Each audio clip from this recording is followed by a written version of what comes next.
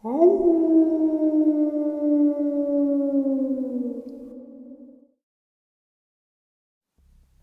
greetings and salutations, everyone. I hope everyone is doing well today. Today, I have a very informative, terrifying, and entertaining upload to share with you. Before we get into it, a couple links. As you know, I rely on Patreon, PayPal, and my merch to help the channel to continue to grow and go. The links to Patreon and PayPal are in the description below. But my merch is displayed directly under this video. Also, Dogman Frightening Encounters, Volume 1, 2, and 3, the audiobook versions. They were written and researched by Tom Lyons, narrated and produced by me, Jeffrey Nadolny. Those audiobooks are available on Audible, Amazon, and iTunes, the links to which are also in the description as well. Now, everyone, I have taken far too much of your time. Let's get on with today's upload. Shall we? Alright guys, it looks to me like there is another possible government cover-up and cryptid or unknown animal attack on a human being, leaving an individual dead. Let's get into that. Montana man found dead in the road. Family believes dogs responsible. Autopsy scheduled for Monday in Billings. Duke, Little Whirlwind, was found dead Sunday just before noon on a dirt road in Lame Deer. Lame Deer, Duke, Little Whirlwind, was found dead Sunday just before noon on a dirt road in Lame Deer. His family believes a pack of dogs killed him. The latest incident in a trend plaguing the community.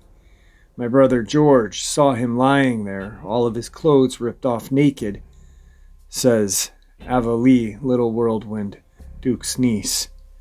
He was face down and those dogs were still running around. Duke, 58, stopped a few blocks away to pick up a bicycle that had been repaired around 11 in the morning, according to Ava Lee. He was found dead by a neighbor shortly after. There's no reason for him to be lying there in his own blood, Ava Lee said. The coroner said he was torn up really bad.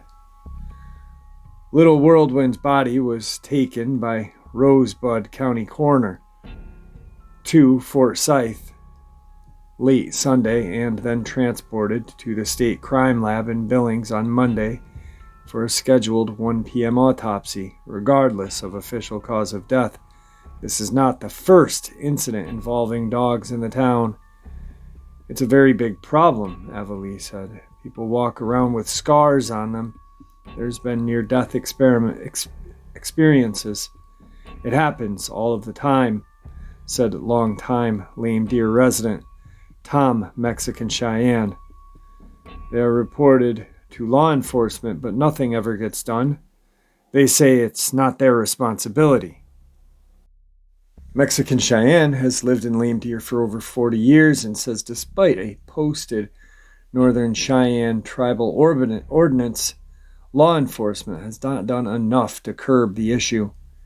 It has been dangerous for a long time, he said. 2 weeks ago, there was a guy walking in front of the post office and a pack of dogs attacked him.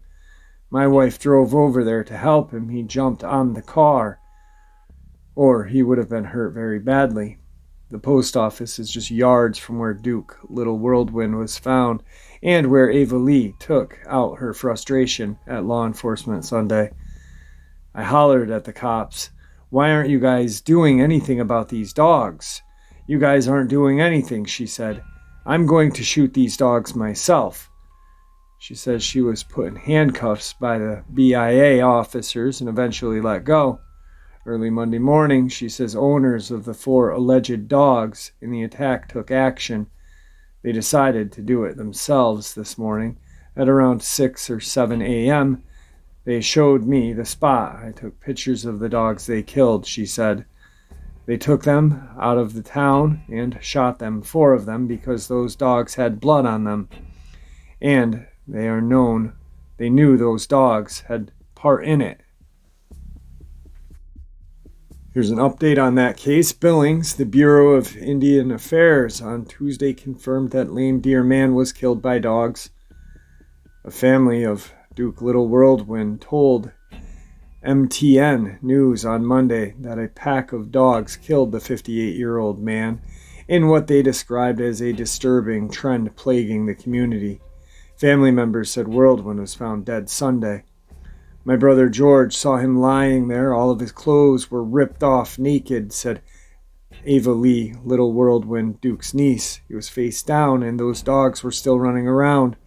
In a news release issued Tuesday by the BIA confirmed the cause of death. On December 12th, BIA Office of Justice Service Law Enforcement responded to a report of a person being attacked by dogs. When officers located the individual, there were no dogs present. The Rosebud County Sheriff Coroner also responded. Following a preliminary autopsy, it was determined the cause of death was attack by canine with drugs and alcohol as contributing factors. To date, no dogs have been located or captured. The case remains open and under investigation by law enforcement. Brakes pushed. Why, once again, are drugs and alcohol a contributing factor in any attack? First of all, I do not believe this is a dog attack. All right, there were no dogs present, yet one lady, Ava Lee, says there were. The BIA says there wasn't. If there were, these dogs would have attacked the people present on the scene. Come on. He was found torn apart and naked. These are not big dogs that roam around the res here. I did a little bit of looking into it. The max weight of these feral dogs that run around, and they're not even feral, they're unleashed dogs, are like 40 pounds. Yes, dogs bite. Yes, they do. But first, drugs and alcohol don't play any factor in any attack. Would they want his blood because they were going to get high and drunk off his blood? I mean, come on. They did it to Jimtown Road incident, to both parties. They did it to Christopher Whiteley in Texas. They probably would have did it to Brenda Hamilton, but no, she was a 76-year-old woman, so they couldn't blame that on that, could they? Lucky she didn't have a glass of wine the night before. They probably would have said her blood alcohol level was whatever low, but it was a contributing factor. Anyway, back to the article. Sorry. This is not the first incident involving dogs in the town. It's a very big problem, Ava Lee said. People walk around with scars on them. There's been near-death experiences. It happens all of the time, said longtime Lame Deer resident Tom Mexican Cheyenne. They're reported to law enforcement, but nothing ever gets done. They say it isn't their responsibility. Mexican Cheyenne has lived in Lame Deer for more than 40 years and says despite the posted Northern Cheyenne tribal ordinance, law enforcement has done nothing to curb the issue. It has been dangerous for a long time, he says. 2 weeks ago, there was a guy walking in front of the post office and a pack of dogs attacked him. My wife drove over there to help him and he jumped onto her car. Or he could have been hurt very badly. Well, if there was, why didn't he run into the post office? I'm really doubting a lot on this one. I'm not saying I don't believe the people who are stating this stuff, but the guy's found naked. Just his clothes are torn apart. All right, yeah. I mean, if a dog bites you, it's going to rip and stuff, but this was a very strong and violent attack. He was torn up really badly, the coroner said. It's not 4 40-pound dogs tearing at a guy. Plus, wouldn't he fight back? I mean, makes sense to me. If 4 dogs are coming at me and I'm just got done picking up a bike I had worked on, you bet your ass I'm going to grab the handlebars and start swinging the bicycle around. That's just me. I mean, hey, but there's always an option, unless it was something much, much bigger than a couple of dogs that weigh 40 pounds. I'll keep an eye on this one for everyone. I want to thank the subscriber who sent me this. Today's second encounter. Good morning, my name is Aaron, and I live just outside of Pittsburgh, Thursday night, Friday morning, 12/10/21. At around 1 in the morning, I was loading up the back of my truck to take some trash down to the end of my driveway for the morning. As I was doing this, I kept hearing loud branches breaking and crackling. What sounded like a very large animal walking in my backyard directly in front of my truck. Seeing how we live in a farmhouse with 28 acres of land and having black bear, I turned on my low beams and noticed something standing upright by my old woodshed in the backyard. I went and turned on the high beams, and that's when I saw it, a dark gray bipedal animal. Stood as tall as my shed. It just stood there staring at me, like it was studying me. I ran back to the house and grabbed my shotgun, not to hurt it, but for my own protection, just in case. But when I came back out, it was gone. I believe in Bigfoot, and I believe I saw a Bigfoot in my backyard. Before I bought this farmhouse, it was vacant for over 4 years, and living on 28 plus acres that some don't even get touched with. I honestly believe it made a home in this area, and from what I've researched, I've gathered that older Bigfoot have grayer hair. I plan on going out today and looking for evidence. Just me, I don't think that is a Bigfoot. There are some gray Sasquatch. I never really heard that they change color the older they get, though. Maybe a darker brown or a lighter brown. I myself think it's a Dogman, especially location, and it not being there when you came back out. I'm feeling Dogman here. So, moving on to the next encounter. Approximately a decade ago, I had worked an evening shift and was leaving work in Hutton, Preston, Lancashire. I have never forgotten this incident and what I saw that night. It was a typical winter evening, quiet out, no people were around anywhere. The area was deserted, as it always was outside the normal working hours of 8 a.m. to 6 p.m. It was about 8:10 p.m. and it was dark winter evening.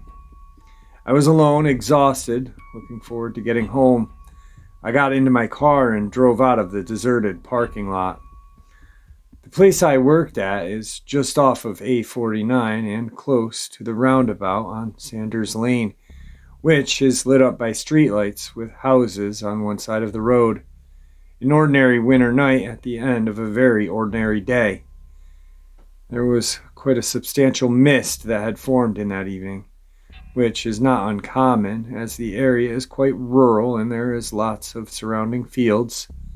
This was in the northwest of the United Kingdom, so it's quite normal for fog or mist in the winter.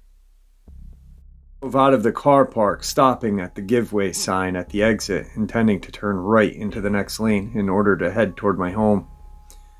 On looking left to check if the road was clear before pulling out, my attention was caught by a figure sauntering in the middle of the lane coming toward me. It was a huge, hideous, sneering, upright reptilian creature. It was at least 8 feet tall or more. It was honed to the peak of physical perfection, very fit. I would even say it was sculpted and lean. It was unmistakably an intensely powerful predator entity. I had no doubt about that. It seemed to be male and had a reptilian face with scales on its skin. There seemed to be a definite telepathic element to the whole experience. I could feel it feeding off the sheer terror I was experiencing, and it enjoyed it. Once I had managed to get my wits together, which took a few seconds, I drove off. I had a clear, uninterrupted view of this creature for several seconds, and my view was aided by the street lamps. I am very definite in what I saw that night. I would love to find anyone else who had an experience like that being in the UK. This is not my first experience I have had in that area with something that manifested or shape-shifted. I am unable to give you dates because I was in such a state. I had to put all of these events on the back burner. I had no idea what was going on, and I could tell no one. I did tell my sister, I think, because she could be trusted. It was literally years later that I realized they had actually occurred, shape-shifting, and what that meant. The first time it ever happened was at a friend's house. There were a few of us, not drinking alcohol or taking drugs or anything like that. We were just sitting, chatting. One of the friends of a friend whose house it was a short, slender man, about 40-ish at the time. I had chatted to him a few times, and he was nice enough chap, chatty and friendly. He was also a little odd, not in a bad way, and talked constantly of UFOs and aliens and other stuff of that nature. On this occasion, he happened to be sitting on the couch when I saw him instantaneously switch into an upright human-like lizard creature. Its coloring was very light with light brown patches on it. I stared at it for a few seconds. It then instantly switched back. I was so astounded that I said to him, "You just turned into a lizard then." To which he replied, laughing, "Sometimes I think I am a lizard." The moment passed and it was never mentioned again. We lost contact when the crowd we were in sort of dissolved when our joint friend moved away. I tried to contact this male recently, having finally processed that he was a shapeshifter, but he would not respond back. The second incident happened during the weekday at lunchtime. I was at work and eating. I sat next to a woman named Anne, who was also eating her lunch. We were sitting at workstations and were effectively shoulder to shoulder. We weren't talking, but suddenly noticed that Anne was pushing food into her mouth with both hands. She was literally stuffing food into her mouth as fast as she could. I felt a horrible sense of fear travel down my spine. I knew something was very wrong. It was like an eating frenzy and very out of character. Anne, who I had known for years, who would normally eat like a cat, with very measured portions and tiny mouthfuls that she could carefully savor. She was, however, very overweight, which seemed at odds with her very controlled manner of consuming food. Now, fully aware that something was going on, I gently turned my head to the right, very slightly, to afford a better view of the strangeness. Right beside me was what I can only describe as a khaki-brown, obese, upright, human-like toad thing. That's the best I can do to build a picture for you. This thing, which had a huge toad-like wide mouth, was still using both hands to stuff food into it. It would be impossible for anything human to chew that food, then swallow it at the continued speed and quantity. I looked for a few seconds, quietly turning my head back and sitting there motionless and speechless, shocked silence. The next time I had cause to look at her, she was normal again. It was never mentioned, and Anne seemed completely unaware of what happened. On all these occasions, in these experiences, the switch was instant, with no warning signs, no blurring of the edges, no sounds, nothing. They just switched. It was the most bizarre thing. Today's fourth encounter. I'm going to tell you a story that is true. My son has never put it out there publicly, nor has my ex-partner. I was not there that night, but this was what they told me why they came back home. My ex-partner was a security guard for a golf course on Woodmill Lane in Southampton, Hampshire, United Kingdom. He was on his usual shift that night. Not too much happened down there, so my son had joined him at work that night. They always had their 2 security-trained dogs with them. Both dogs will attack on command. They were patrolling the area, just walking the course with the dogs on a lead. They both said they did hear noises in the wood line, and presuming it was deer or other animal, They ignored it and continued to walk and patrol the area. As they were passing one particular clump of brush, the dogs started to go mad. They were both barking and snapping and pulling on their leads and running as close to the brush as the leads would allow, at which point something they cannot describe made a horrible howling screech and set off running toward the woodline. The dogs strained so hard that my ex-partner dropped the leads and the dogs were in hot pursuit. As the dogs got into the woods and the trees, they could not be seen. Then there was a yelp, and both dogs ran back the way they had come, heading straight for my ex-partner. One of the dogs was clearly injured and limping badly on one leg. As they were seeing to the dogs and checking them over into the woods, they heard a splash in the stream as whatever it was the dogs chased had jumped through the water. When I asked what it looked like, they both described a creature at about 6.5 to 7 foot tall in height. It was very hairy, dirty, and unkempt. They have really only ever told very close friends up until this day. My son is fully grown now, and we were together the other day. And that night, that incident was mentioned again. And I remembered at the time how my son looked when they came home. He was as white as a sheet, and quite ill-looking. It was at least a week before the dogs would return to the area, and they were all shaken up quite badly. My son has never returned to that golf club or the area around it since. Today's fifth encounter. One Saturday morning in 1990, when I was young in coastal North Carolina, my dad had gone grocery shopping. I snuck into the kitchen and found my favorite box of cereal. I brought it back to my room, climbed back into my bed where my mom was still asleep. I was eating my cereal when I saw fingertips touch the bottom of my window, slide it up and open. As the window was sliding up, I threw my cereal up and it rained down on top of me. I tossed the box under the bed and covered my head up. I got as close to my mom as I could. Several minutes after, I finally got the nerve to look out from under the covers. I was in time to see it slither down my wall from below the window like a shadow would slink. I watched it, scared but unable to move. It stretched out on the floor facing the bed. It put one hand under its pitch-black chin. The thing's whole body was shaped like a man, pitch black in color, but its eyes were red as crimson. I screamed and yelled, "Mama!" My mom suddenly sat up, saw the thing, and noticed that it was looking only at me. She pushed me down in the bed and covered me up from head to toe and told me not to move or make a sound or look out from the covers.